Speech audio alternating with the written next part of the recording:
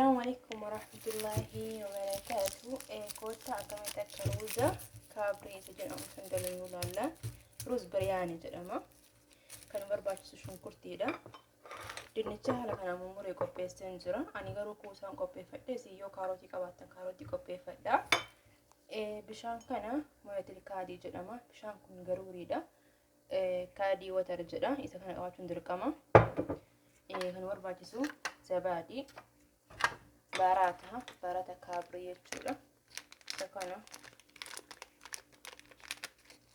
baraan hin dhawachuun dirqama. Ruuza jechuudha. Ruuza haala kanaan dhiqee qopheessee dheeraa haala humna keessanii dijaaja. Asitti immoo haala kanaan dijaaja bilcheessuutti hin jira. Haala kanaan dhiqee sirriitti dhiqee tolchee haala kanaan bilcheessuutti hin jira.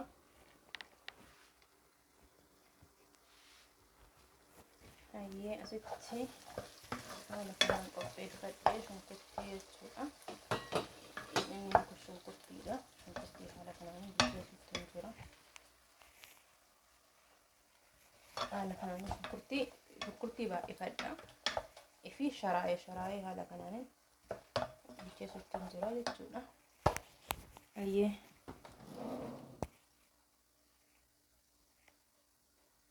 isa booda ittiin godhadha dinnicha abuufana jechuudha.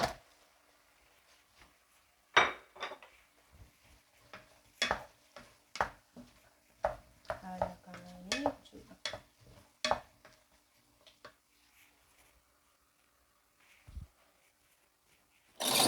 Isa booda baaraata barbaadan xiqqootti godhatanii baaraata mana keessan jiru jechuudha. Irdiidha inni kun.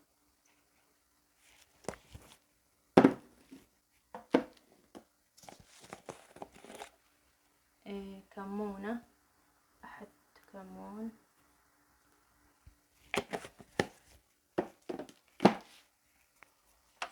إسابولا زبادي تقونا يتسولا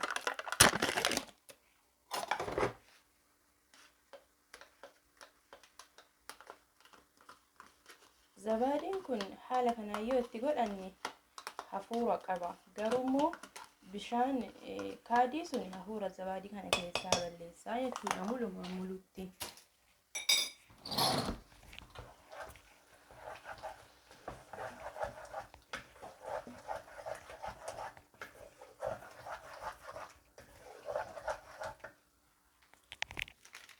isa booda baaraata kanatti goona.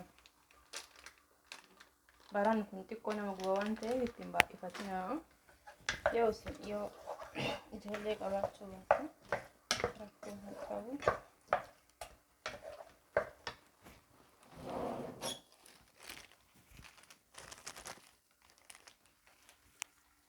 Isa booda isatti godhanna irdii ani karadii jechuudha.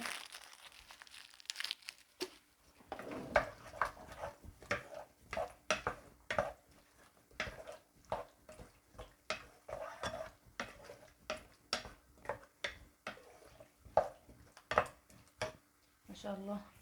Amma inni kun hafuurri isaa akka baduu fi bishaan kanatti goona jechuudha. Hafuurri zabaadii kun akka nutti hin dhoofneef bishaan kanatti goona.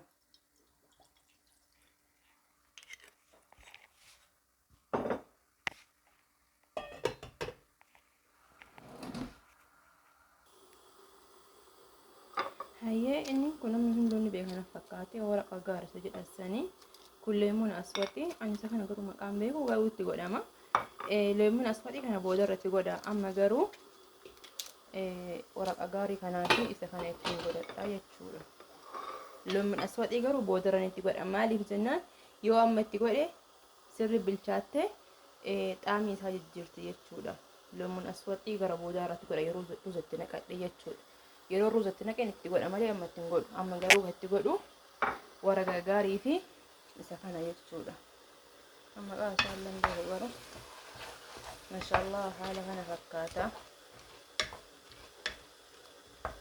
Hedduu takka hafuura qabaa, hedduu takka namatti tolaa, hedduu takka urgaayaa, hedduu takka mi'aa yeroo nyaatullee jechuudha. Waaw!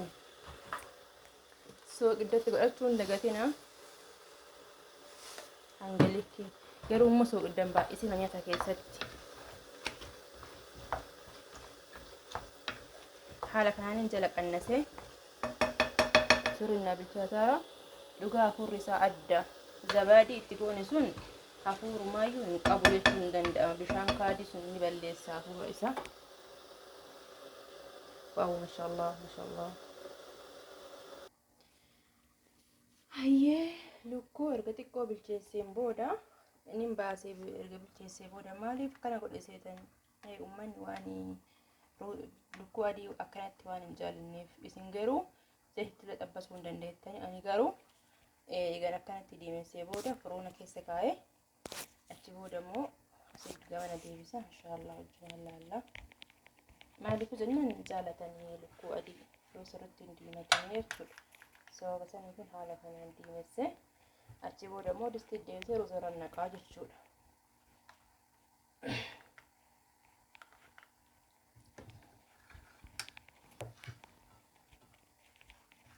Isin garuu yoo barbaaddan xabbasuu hin dandeettanii yoo barbaaddan immoo akkanumatti bakka afurii mummurtanii erga bilcheessitanii booda distii keessa gadi kushnaa jedhanii keessa keessanii achi booda immoo ruuza naqachuu ni dandeettanii. Ani garuu firoona keessan kaaya.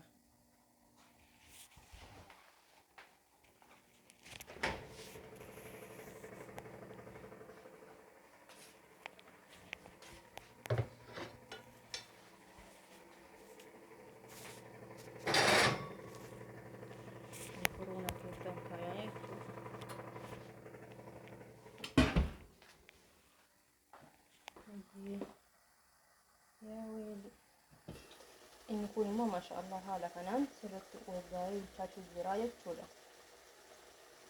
Isa booda erga iddaan kun diimatee booda asitti deebisee ruuza gubbarraa ruuza isla gee booda asitti naqaa jechuudha. Hayyee hanga ruuzni kan qophaa'u salaaxaa qopheeffanna. Salaaxaa kanarraa qopheessuu timaatima, kiyyaaraa fi basala isin yoo barbaaduu baattanii dhiistanii kuzbara. Dujaanni haala kanaan diimattee turtii maashaallah waaw. Ruuza asitti bilcheessuutti hin jira haala kanaanii. Kushnaan qopheesse immoo isa kana fakkaata. Amma asirratti dujaaja naqa jechuudha. Dujaaja bilcheessee diimessee asirraan godha.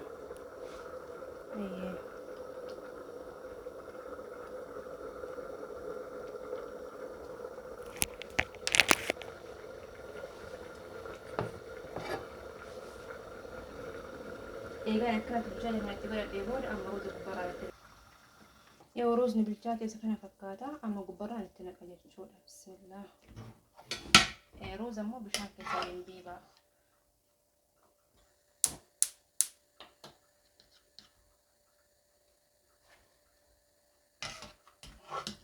Haala kanaan itti